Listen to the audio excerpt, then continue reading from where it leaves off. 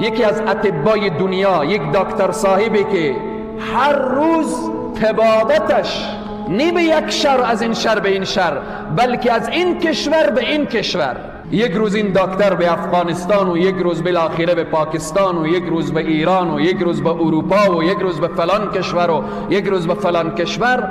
این طبیب در حرکت هست، در مسیر راه داخل طیاره هست و بعداً هوا چنان ابر و بارانی و هوا چنان در رعد و برق قرار میگیره که در مسیر راه مثال بیان میکنم، مثلا مسیر طیاره از هرات کابل هست، هوا چنان به رعد و برق قرار میگیره که در مسیر راه در قندهار مثلا نشست میکنه، در میدان هوایی شندن نشست میکنه، در یکی از این میدان هایی که در مسیر راه هست.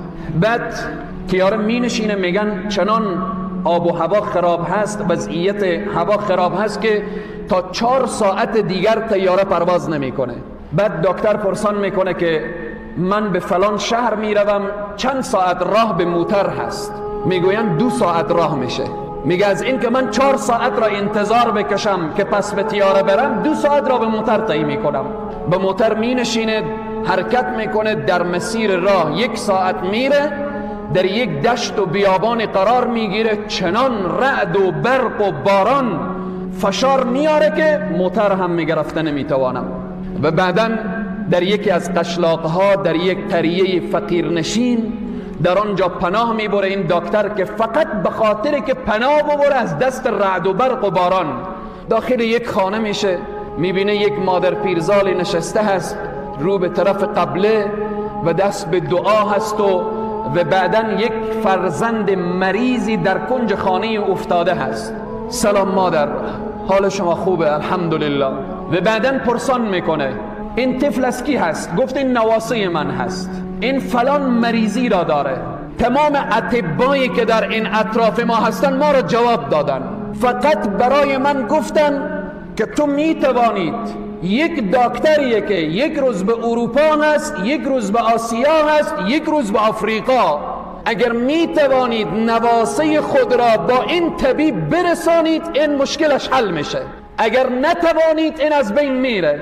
من نگاه کردم، نه سرمایه دارم، نه وسیله دارم، نه کسی را میشناسم. از علما شنیدم که حل مشکلات استغفار هست. کنج این خانه نشستم و فقط استغفر الله میگویم. طبیب به گریه می شود که مادر استغفار را بس کن که زمین و آسمان و رعد و برق همه به فریاد آمدن.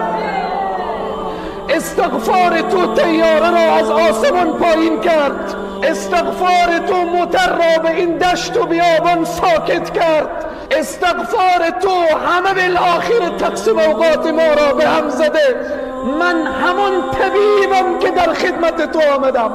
عزیزان و بزرگواران، چرا الله را فراموش کردیم؟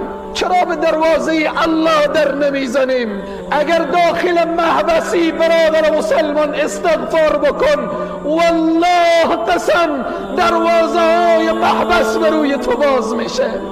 اگر در گوانتانامو قرار داری استغفار بکن، الله تو را از چنگال ظالمین نجات میده. اگر بیرون از زندانی قرضداری استغفار بکن، الله قرضداری تو را آسان میکنه.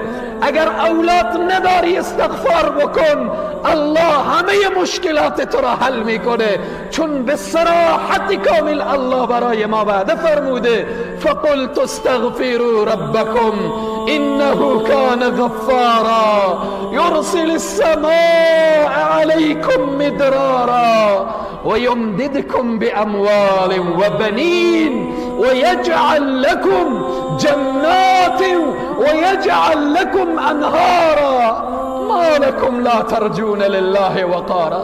چی شده که رو گشتندید از الله؟ چی شده که پشت کردید به طرف الله؟ آیا الله بندگان خود را دوست نداره؟ اللهی که به استغفار یک پیرزن این رعد و برق را به وجود میاره، امروز همان الله که هیچ تغییری در ذات او نیامده و نمیآیه و نخواهد آمد.